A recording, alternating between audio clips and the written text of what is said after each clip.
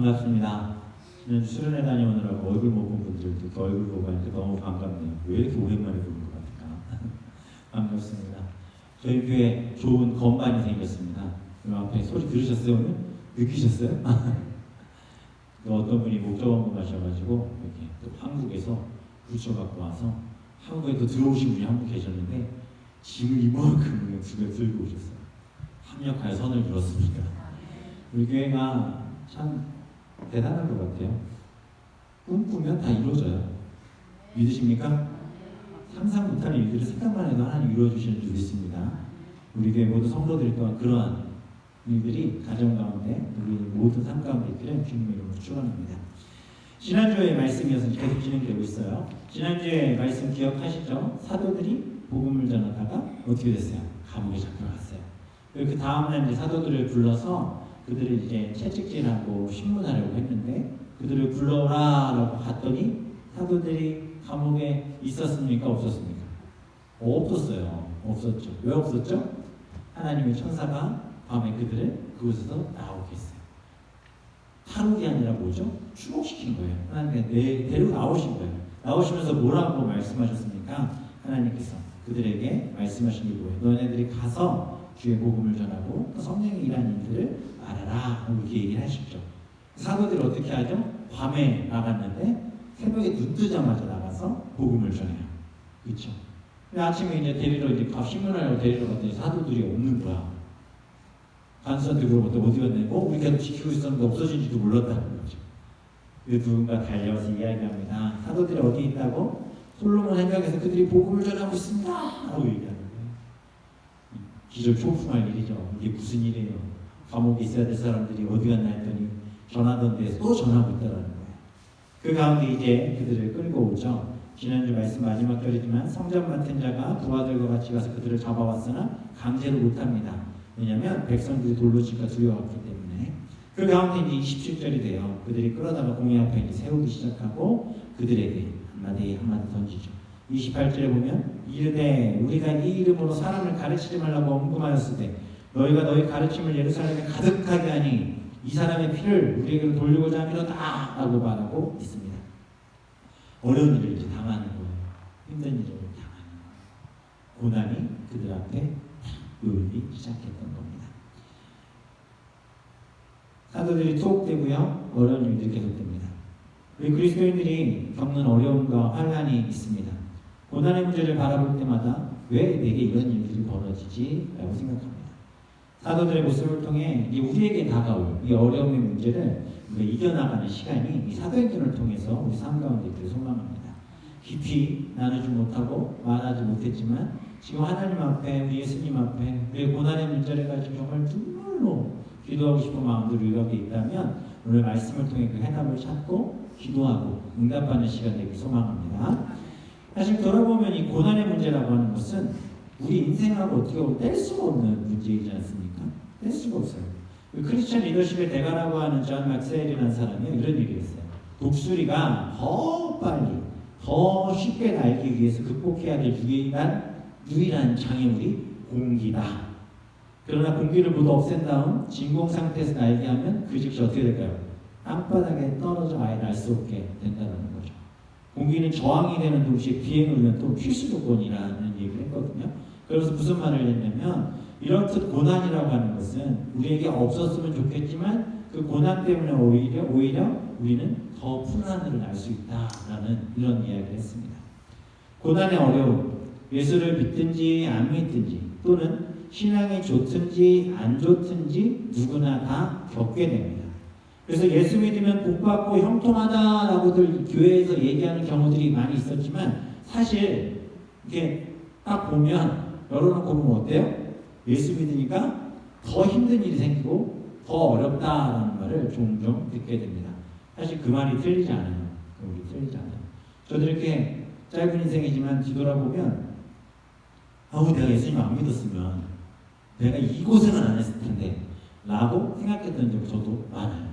제가 종종 말씀드리지만 군대 가서 처음 인사할 때 저는 목사 될 사람입니다. 술, 담배 하지 않습니다. 저는 거짓말하지 않습니다. 이만 한마디 했다가 군생활 하는데 얼마나 제가 힘들었는지 몰라요. 고참들이 한 거짓말 안 한다며 막 그러고 술 안 먹는다며 그냥 그때 아무 말 하지 말고 내가 왜 크리스찬이고 목사 될 사람이 얘기해가지고 그 고난을 내가 당해야 되나.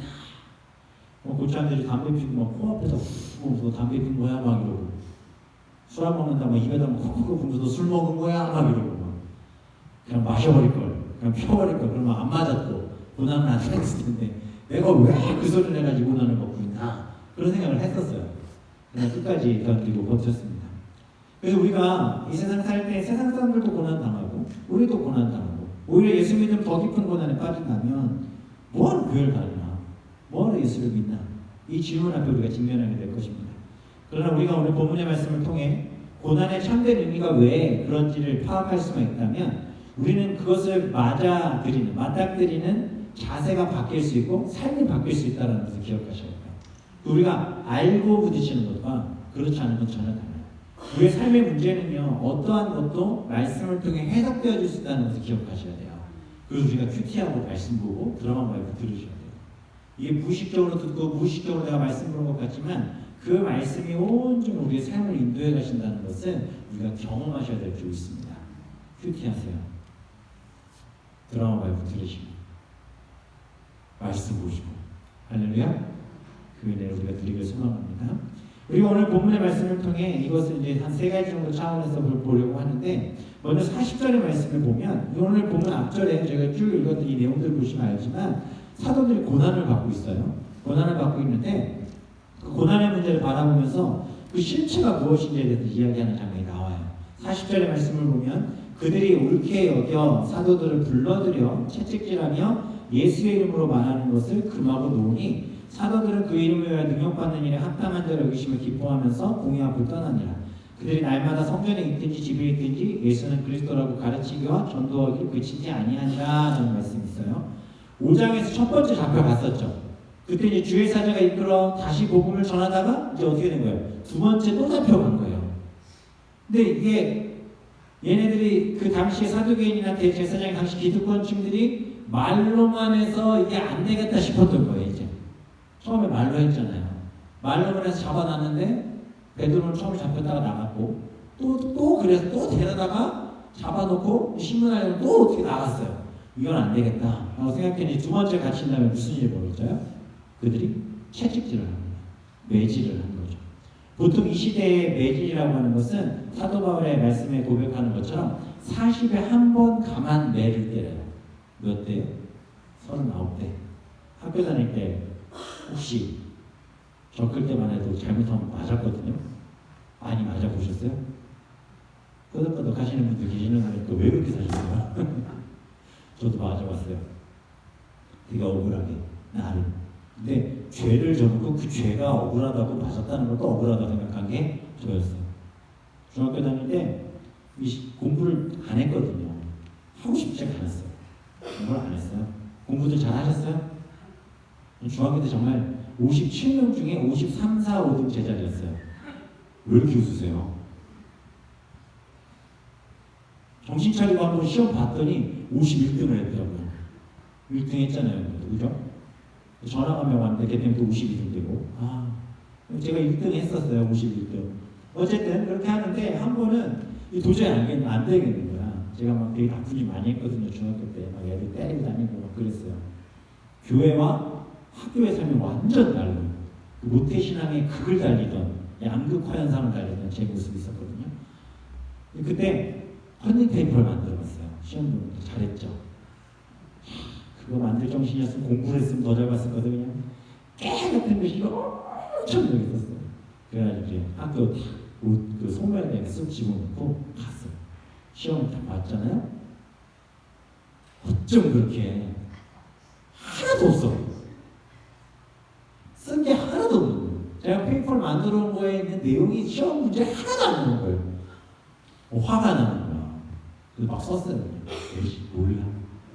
쓰고 제 마음이 죄진 사람이 이제 엉덩이가 뜨거워지기 시작하더라고요. 그래서 이거 어떡하지? 걸리면 어떡하지? 그 생각에 하나도 안 본 그 쪽지를 가만히 있으면 되는데 걸릴까봐 이거를 빨리 여기 있는 거를 빼서 주머니에 넣어버리자. 이 생각을 하고 선생님이 딴청 피는 그 사이에 이걸 빼서 꾸겨서 주머니에 넣다 버린 거예요.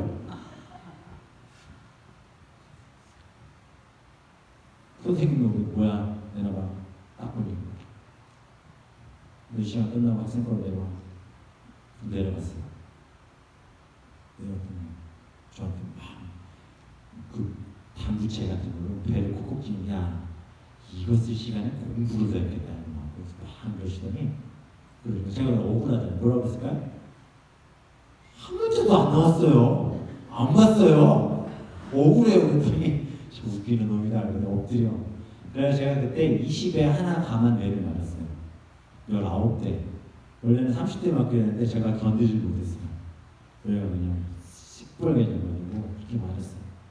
제 나름대로 억울하다고 생각을 했던 거죠. 근데 그렇게 매를 맞으면 어떤 생각이 드냐면 그냥 다 싫은 거야. 내가 그냥 여기 이대로 죽어버렸으면 좋겠다. 다 포기하고 싶다 이런 생각이 들거든요. 보세요. 저는 나쁜 짓 하다가 맞았는데 억울하다고 했잖아요. 사도들은 복음을 전하다가 잡혀가서 매질을 당하는데 40에 하나 감한 매를 맞은 거예요. 당시 채찍은 예수님이 맞았던 채찍과 똑같은 거예요. 큰 채찍 끝에 날카로운 조각이 붙어 있어서 살이 맞으면 이게 살에 찍혀서 뜯으면 살을 뜯어내요. 그러니까 이게 피가 철철 흘리고 진짜 죽어요. 죽는다고 보는데, 그런 흉악한 도구로 사도들이 무엇 때문에 복음을 전하다 매질을 당합니다.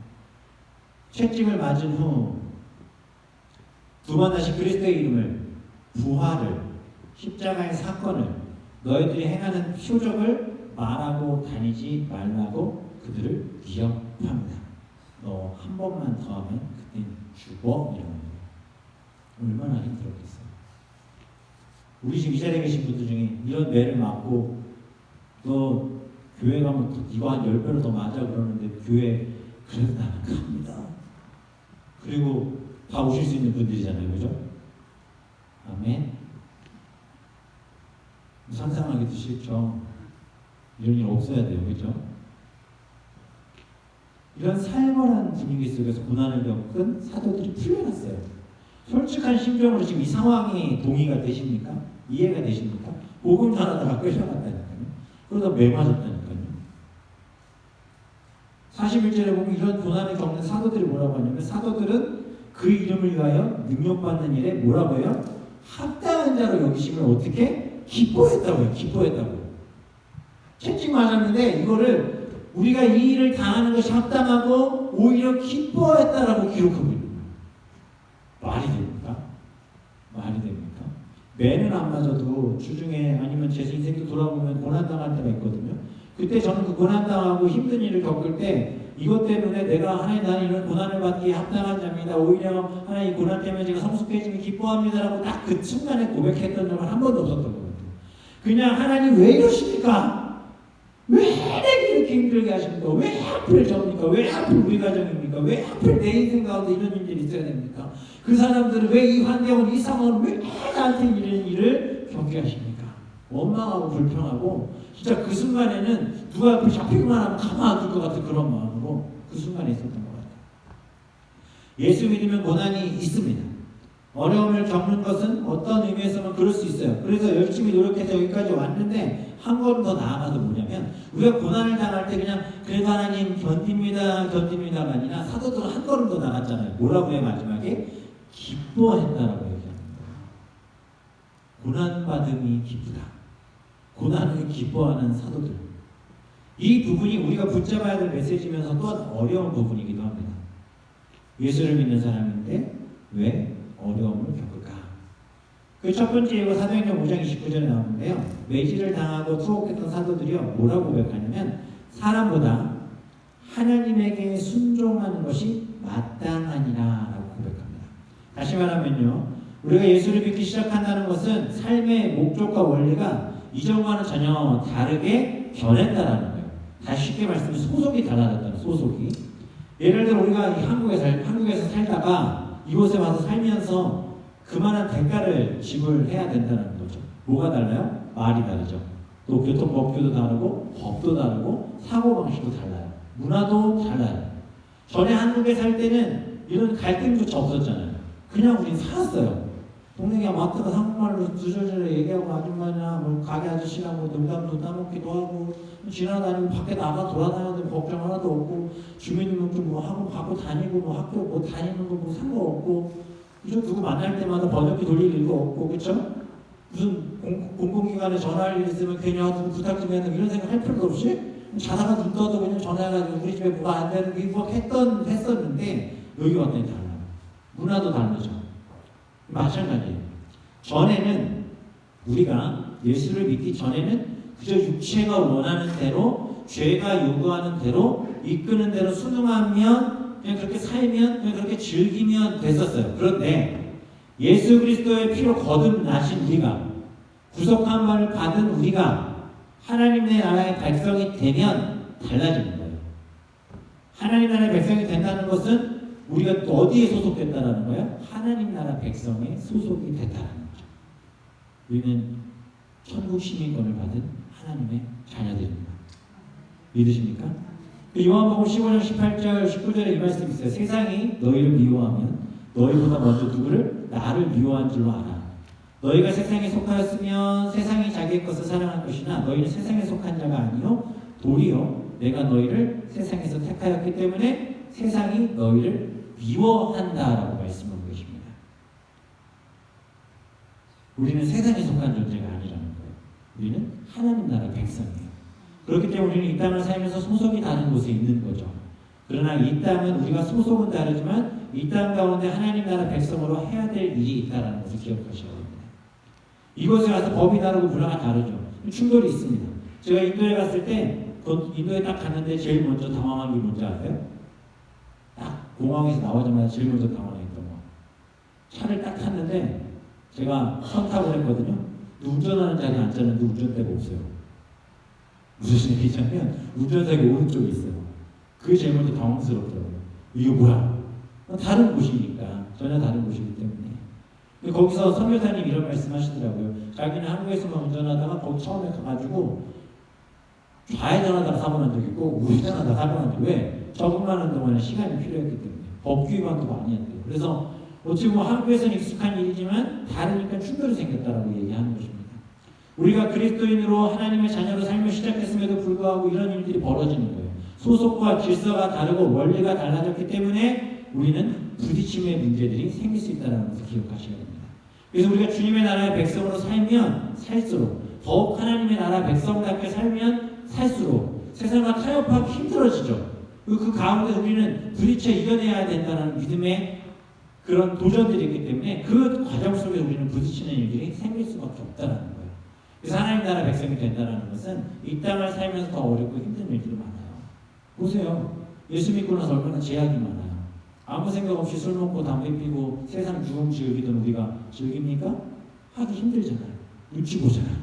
물론 뭐 술 먹고 담배 피고 잘못이야 뭐 할 말 없어요. 그 자기 그것이니까.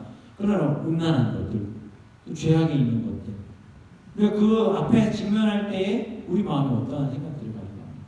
우리 아이들을 키워가면도 마찬가지죠. 전혀 아무 생각 없이 그냥 이 땅 가운데 교육 좋구나 그냥 풀어줄 수도 있지만 우리는 그 아이들이 동성애를 가르치고 마리아나를 피기하는 그 환경 속에 그냥 둘 수 없어 늘 고민하잖아요. 그렇죠? 이걸 그냥 내버려 두면 아무 문제 될 게 아닌 거예요. 우리가 이 불금에 여기 와서 왜 예배를 드리고 있어요? 놀러 가야지. 그렇죠? 아니에요? 주일날은 그 좋은 날 푹 쉬고 놀러 가야지. 저는 전국노래자랑을 제 시간에 본 적이 없어요. 왜? 주일날 하니까. 세상 편하고 좋은 일들이 얼마나 많이 기다리고 있는데 우리는 왜 그것을 포기하고 진자리에 앉아있고 주일날 그 시간에 예배를 드리냐는 거죠. 왜요? 소속이 달라졌기 때문에.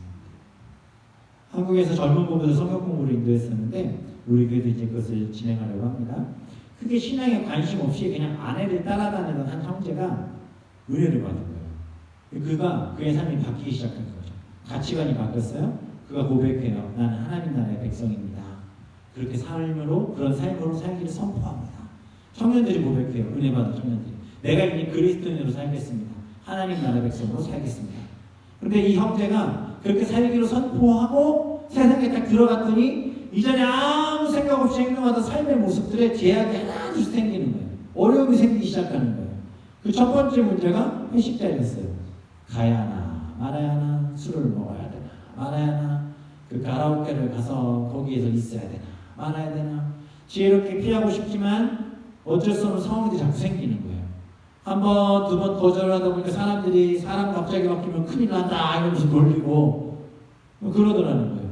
이 두 사람이 예수님을 잘 알지 못하고 주일배만 겨우 참석하는 사람이었다면, 그냥 그런 사람이었다면, 예수님을 잘 알지 못하는 사람이었다면 그냥 마음대로 살면 되는 일이었고 전혀 갈등할 이유가 없었지만 믿음의 자리에 서게 되면서 달라진 거예요. 이런 부딪힘이 우리 삶 가운데 있기 때문에, 우리의 소속이 달라지기 때문에 갈등이 일어나는 것이고, 우리의 소속이 달라졌기 때문에 부딪힘이 있는 것이고, 우리의 소속이 달라졌기 때문에 우리는 어려움을 당하고 있다는 것을 꼭 인식하시기 바랍니다. 그리고 우리가 어려움을 당할 때는 그 어려움을 통해 하나님을 보게 하십니다. 어려운 일 당할수록, 힘든 일 당할수록 우리 고백할 수 있어요. 아, 내가 하나님 나라 백성이라 그렇구나. 내가 하나님 나라 백성이라. 이스라엘 백성이 애굽의 노예 생활을 벗어나 홍해를 건넙니다. 그렇죠? 애굽의 노예 생활이라고 하는 것은 그들은 생각조차 하기 싫었던 시간이었을지 모릅니다. 그들이 그곳에서 나와요. 홍해를 건너요. 애굽의 군사들이 쫓아와요.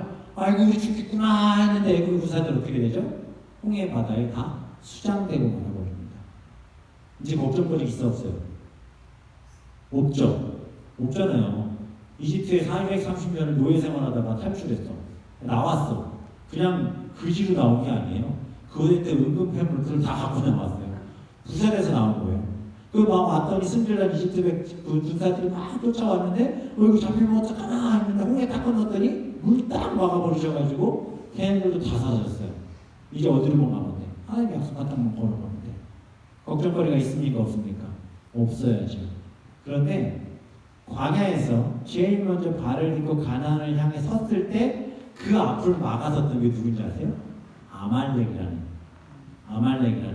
사람들이었습니다. 아말렉 족속. 그리고 어떻게 돼요? 아말렉가 그냥 안녕 그러고 지나갔어요? 아니죠. 그들과 전투를 합니다. 쉽지 않은 전쟁이었어요. 근데 이 성경에서 하나님이 특별히 아말렉이라는 이 존재는요, 죄와 육과 죄의 그 근원의 상징을 늘 아말렉이라는 이 족속을 통해 하나님이 보여주시거든요. 그러니까 그들이 이제 됐구나, 홍해를 건넜고 하나님의 구원 계획 가운데 우리가 있고 이제 가나안을 향해 가기만 하면 되구나 했지만 그 생각과 동시에 그들 앞에 죄와 육과 유혹의 상징인 아말렉이 그들을 가로막았다는 거예요. 무슨 얘기냐? 우리가 구원받은 하나님의 백성으로 살려고 하면 그런 문제들과 유혹이 우리 가운데 있고 우리는 그것과 어떻게 해야 돼요? 싸워야 한다. 이스라엘의 초대 왕인 사울이요, 왕이 되고 그가 처음 부딪혔던 전투가 아말렉과의 전투였어요. 하나님 뭐라고 하시냐면, 사울아, 아말렉과 전투에서 아무것도 남기지 말고 다 진멸하라고 하세요. 헤렘, 진멸이라는 것은 양, 소, 가축, 좋은 거, 사람, 남녀, 무슨 다 진멸하는 거예요. 그 이유는 뭐냐면 죄이기 때문에, 그것은 세상의 방법이기 때문에.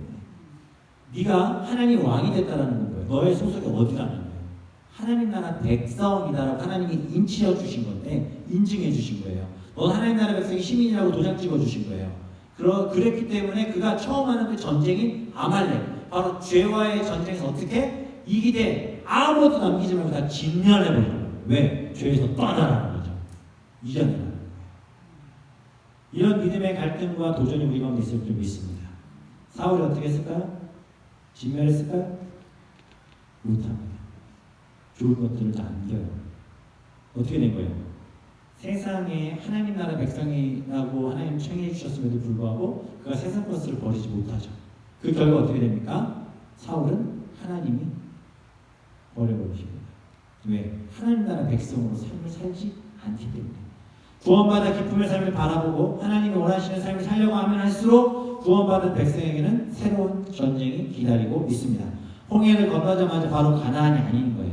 홍해를 건너자마자 약속의 땅이 아니었어요. 그들이 새로운 꿈의 땅을 향해 섰을 때 그 앞은 아말렉이 가로막고 있었고, 마찬가지예요. 우리가 그리스도인으로 구원받아 하나님의 자녀들로 세상 가운데 서면 바로 천국 가는 게 아니에요. 우리는 죄와 싸우고 하나님 나라 백성으로 부딪혀야 될 옛사람의 희미한 그림자, 육계의 세력들과 부딪혀 이겨내셔야 될 줄 믿습니다. 이것이 우리 삶에 다가오는 문제이며 고난입니다. 어려움이 생겨요. 환난이 있을 수밖에 없습니다. 그렇기 때문에 예수를 믿으면 어려움이 생기고 고난이 생기는 것은 이상한 것이 아니에요. 더 많이 생겨요. 그래서 우리는 이것을 당연하게 여겨야 됩니다. 힘든 일이 생길수록 더 하나님께 사도들처럼 기뻐하는 믿음의 고백이 있어야 될 줄 믿습니다. 잘 감당하셔야 돼요. 일반적으로 우리는 예수 믿으면 복받고 형통한 거 아니요? 그게 아니라 오히려 고난이 우리 가운데 있습니다. 예수 믿으면 고난이 있다라고 고백할 때 하나님의 일하심이 우리 가운데 있을 줄 믿습니다. 그리스도인 이 땅 살면서 고난받습니다.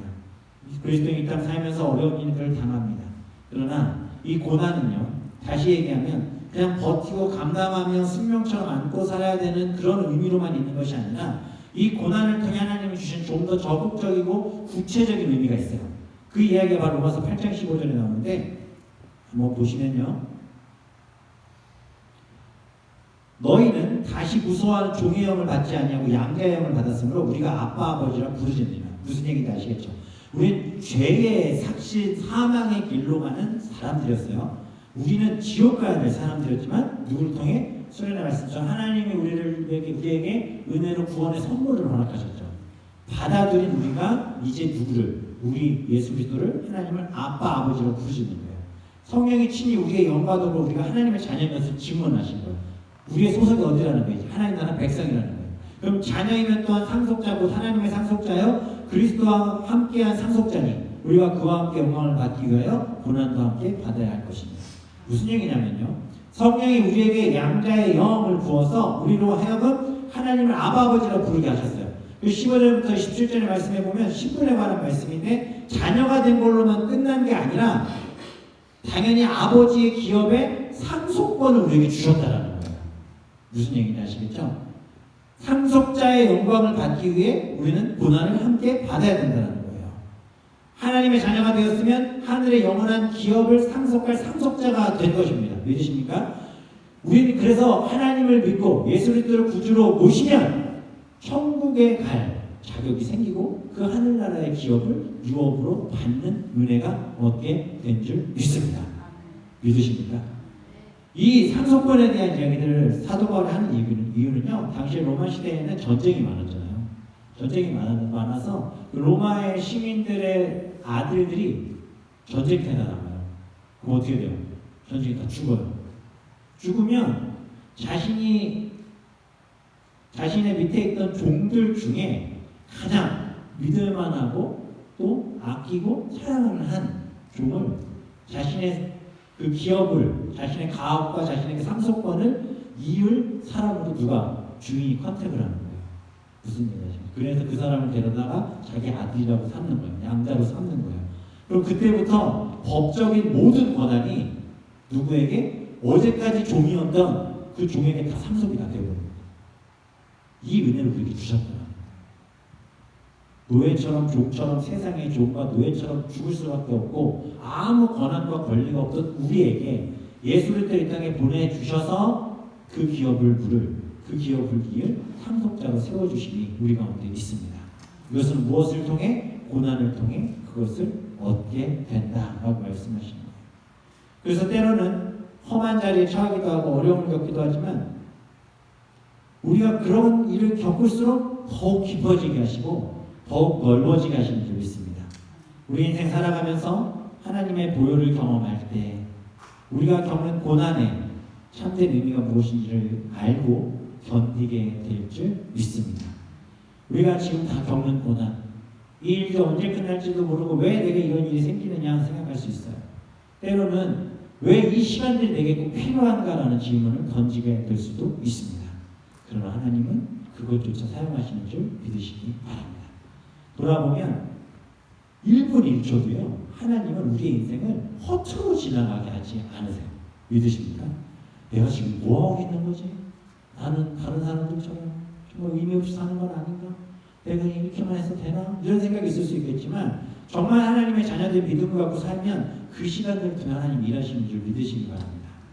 제가 군생활 하면서 또 제가 처음 이렇게 사역 나갔을 때 한 목사님이 저를 진짜 별 쓸데없는 걸 다 시켜서 철거를 시키지 않으시나, 교회 이제 작은 교회니까 사람을 부르기 뭐하니까 교회 막 건물 철거, 화장실 부시는 거 절시키셨어요.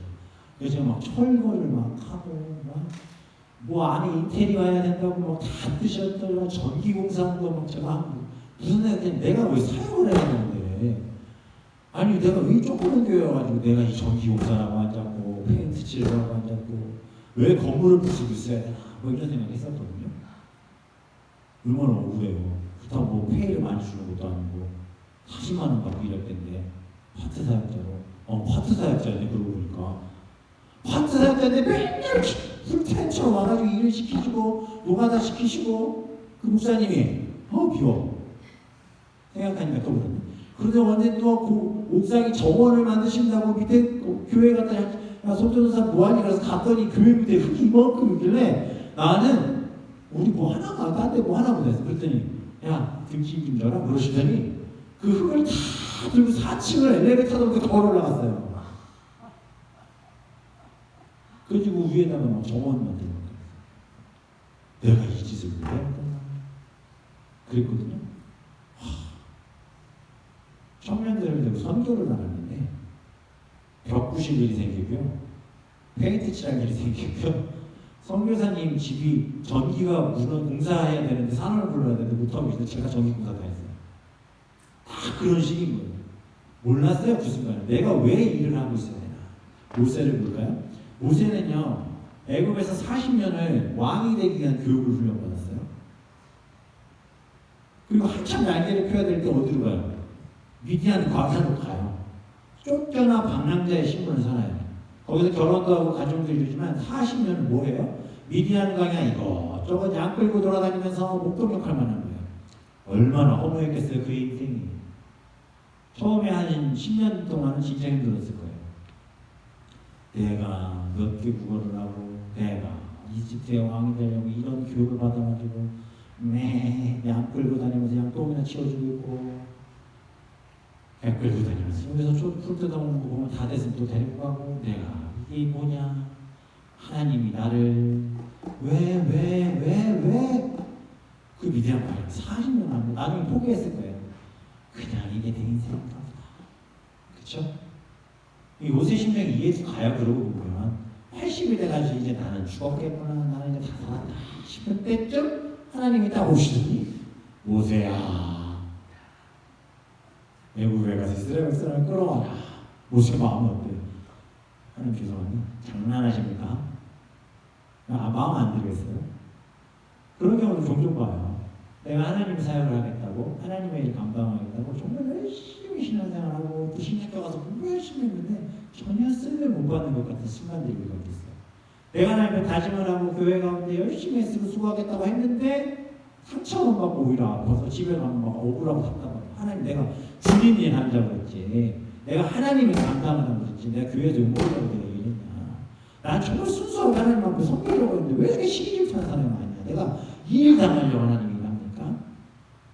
모세가 그런 생각이 있었을지 몰라요. 그런데 하나님 어떻게 하시죠? 모세가 애굽으로 다시 불러갔을 때 그가 왕의 신분을 왕의 교육을 받았던 그것 때문에 애굽 땅에서 바로와 대화하고 그곳에서 무슨 시스템을 알았기 때문에 그 일을 감당하고 하나님을 기도할 수 있었어요. 미디안 광야는 어때요? 이스라엘 백성이 그리고 어딜 갑니까? 그 광야를 방랑하고 돌아다녀요. 모세가 다니면서 특별히 이스라엘 백성들 데리고 다니면서 이런 생각을 했을 거예요. 내가 40년을 양치게 하신 이유가 있구나. 양보다 말을 더 안 들어. 누가? 이스라엘 백성. 끌고 다니면서 미디안 광야 가운데 하나님이 쓰신 거예요. 요셉도 보세요. 그가 꿈꾼 것을 아무 생각 없이 형들한테 얘기했는데 어떻게 돼요? 애굽의 상인들에게 끌려 노예로 팔려가죠. 팔려간 걸로 그 환란이 끝난 게 아니라 누명까지 쓰고 감옥에까지 들어가요. 참 말이 안 나요. 기가 막히는 일이에요. 그러나 애굽의 관원들과 정치하는 사람들 어디서 만나요? 감옥에서 만나요. 감옥에 갇혀있는 그들을 만나서 그들의 이야기를 듣고 만나죠. 외국에 돌아가는 사정도 배워요.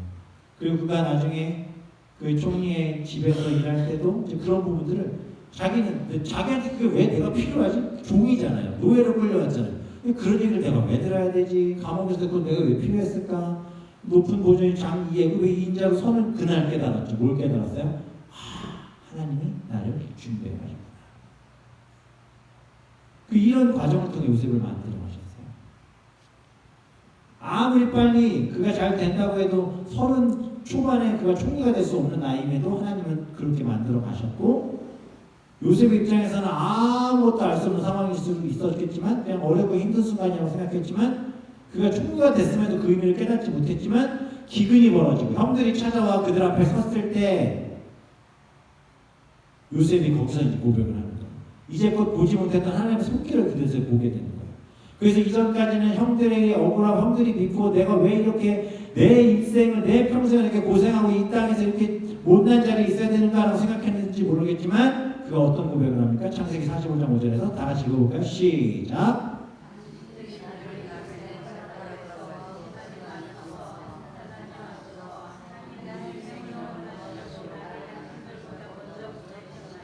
할렐루야.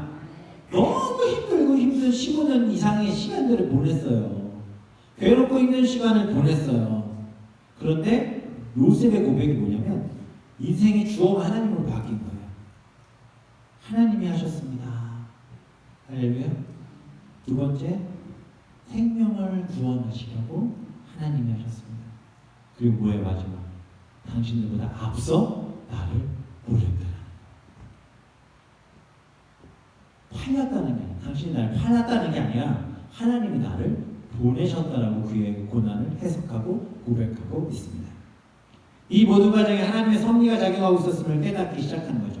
형들이 양식을 구하러 자기 발 앞에 부복하며 엎드려 있는 모습을 보고서야 하나님이 하신 그 일을 깨달아 알게 되었다는 거예요.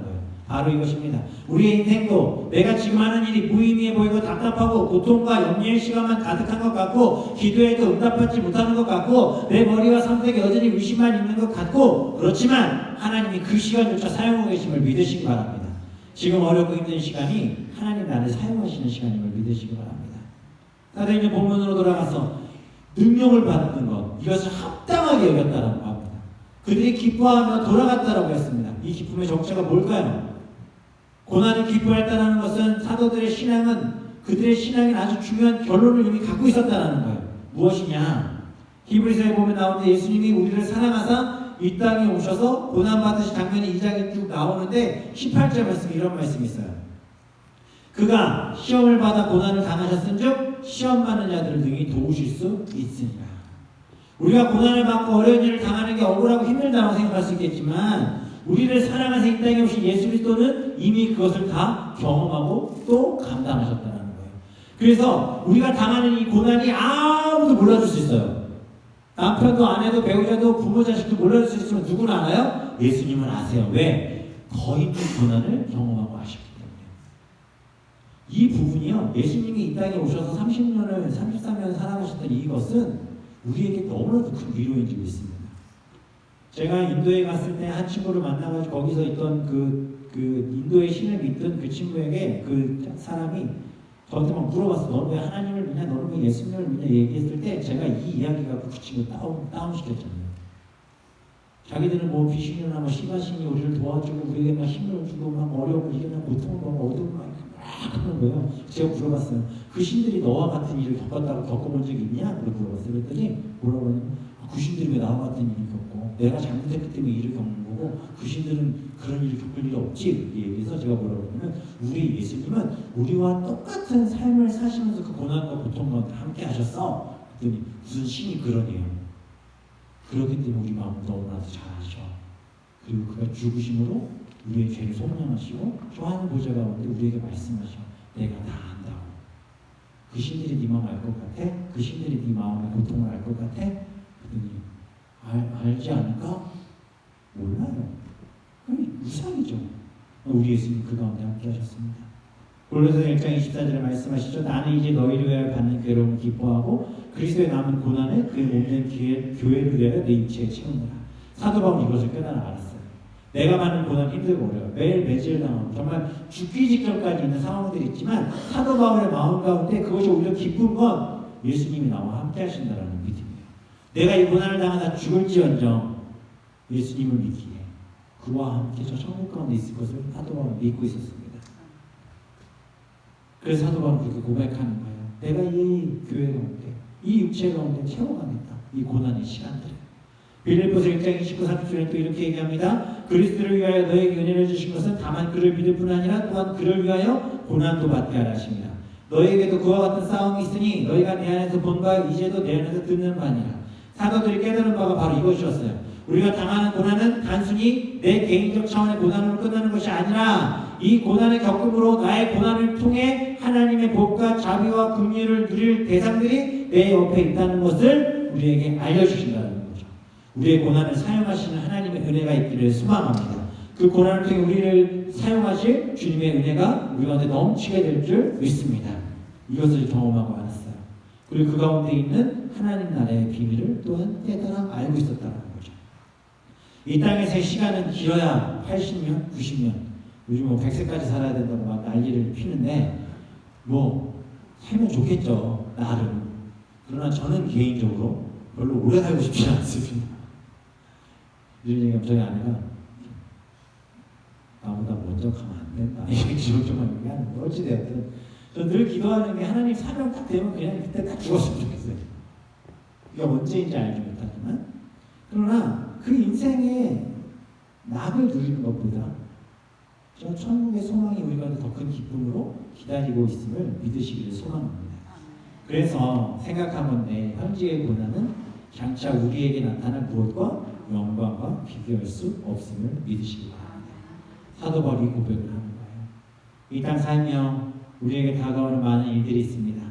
부당하게 고난을 받을 수도 있어요. 슬픔이 우리 가운데 끝없이 있을 수 있어요.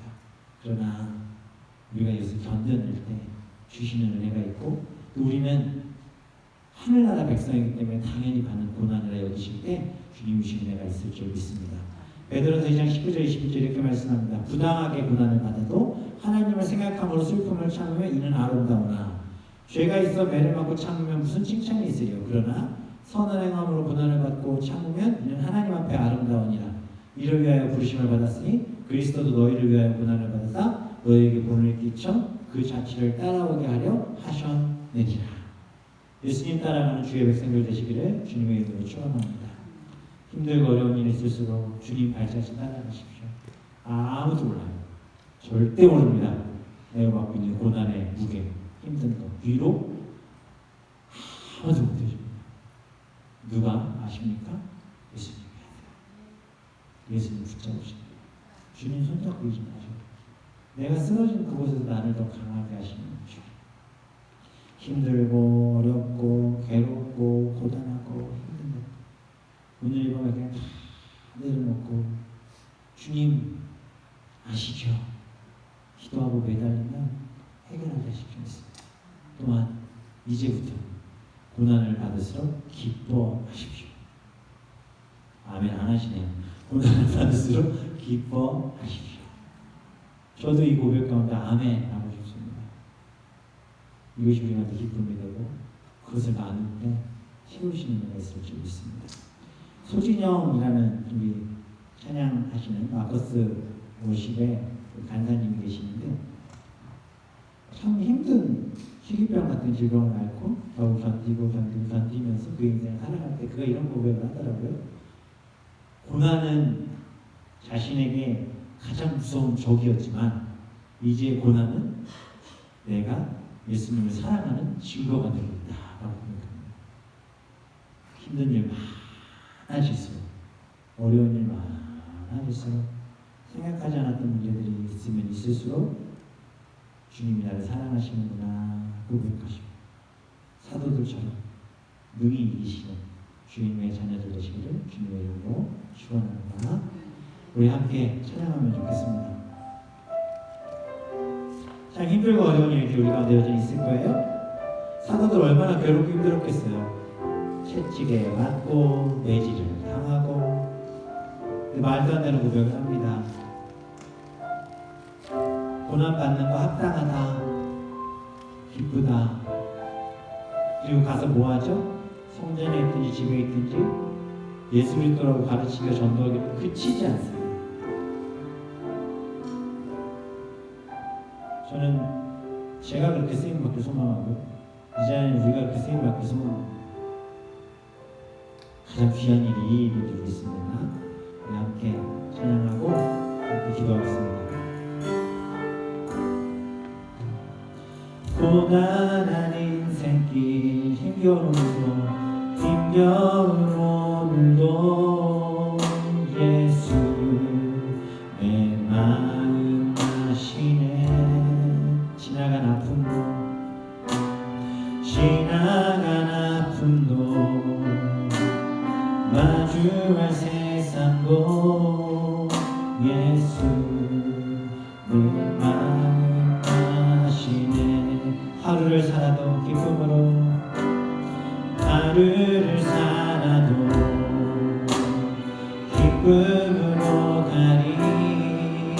예수 늘 함께 하시네. 후회도 염려도 온전히 맡기리 예수 늘 함께 하시네. 믿음의 눈 들어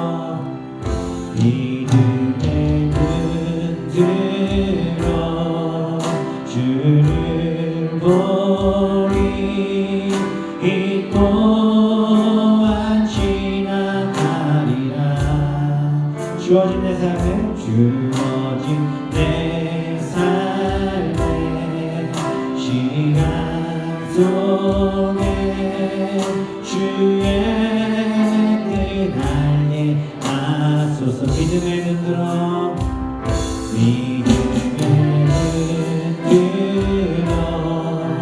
주를 보리. 이 또한 지나가리라. 주어진 내 삶에 시간 속에 주의 뜻 알게 하소서. 우리 이제 기도할까요? 오늘 말씀 한번 깊이 생각하셔야 돼요. 힘들고 어려운 일들, 사도들은 오히려 하나님 나라 백성에게 합당하다 여겼고, 오히려 이 일을 통해 하나님 나라 쓰시는 것이기에 기쁨으로 여긴다라고 얘기합니다. 힘들고 어려운 일이 있을 거예요. 답답한 문제들이 있을 거예요. 뭐 남편과의 문제, 배우자와의 문제, 이 땅 살면서의 문제들, 생각하고 싶지 않았던 문제들, 관계의 문제, 사람들이 입에서 오르락내리락 하는 어떤 그런 문제들, 이간질에 속고 넘어가는 문제들, 내 안에 분노처럼 자꾸 떠오르는 그런 악한 문제들 우리 가운데 있을 것입니다. 그러나 우리의 소속이 바뀌었음을 믿으시고 주님 앞에 우리 인생 맡길 때 예수님이 말씀하실 거예요. 많이 힘드니? 정말 괴롭니? 죽겠니? 염려하지 마. 내가 너랑 함께 있을게. 이 일 또한 지나갈 거야. 이 일 또한 이겨낼 거야. 그 지나와서 돌아보면 이렇게 고백할 거야. 아, 이래서 이런 일들이 있었구나. 이래서 내가 그 일들을 겪어야만 했구나. 이런 은혜 고백 우리 가운데 있을 줄 믿습니다. 우리 시간 마음껏 기도하면서 이렇게 기도하세요. 하나님, 내 힘든 일들이 이것입니다. 내 괴로운 일들이 이것입니다. 하나님, 내 어려운 문제들이 이것입니다. 주님, 도와주세요. 하나님, 내가 이것을 믿음의 눈으로 이겨나가게 하시고 또한 이 또한 지나가게 하여 주시옵소서. 우리 이러한 믿음의 고백으로 함께 기도하며 나갑니다. 주여 한번 기도합니다. 주여. 하나님, 주님 앞에 이 시간 기도하며 간구하는 이유